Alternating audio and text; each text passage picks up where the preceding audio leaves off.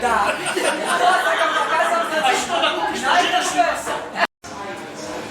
За сега регистрирани околу 550 луѓе, ќе видиме дали ќе не собере, меѓутоа тоа е убаво. Мислам дека генерално самитот стане да настане што е препознаен и во земјата и регионално, меѓутоа знаете дека и од диаспората имаме доста оваа година гости од САД и Канада.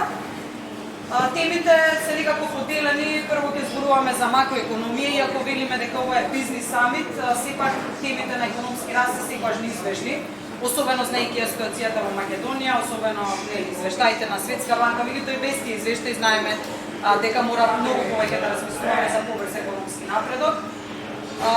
Потоа од тие теми преминуваме кон теми кои што се поврзани со бизнисите, индустријата, вештачката интелигенција, технологија и така натаму. Тоа е оно што е Стево Коин, веројатно знаете, голем човек, нели сега сад размислува девизните резерви, дел од девизните резерви да ги чува во тесен Twitter, така што тоа е голема работа. Во моментот има компанија наречена Reformatics, кои што работат со 50 земји во светот, значи буквално спроведуваат реформи.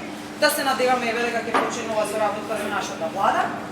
Тој беше, мислам, пред 8 или 9 години на самитот, меѓутоа знаете дека Грузија секогаш има интересни приказни што направиле и можеме да научиме нешто. Темите од каде што потекнуваат и кои што се воодушевени од тоа, така што сакаме секогаш да инспирираме повеќе луѓе да се вратат. Се надеваме дека ние ги исполниме услови за да тие се вратат во земјата.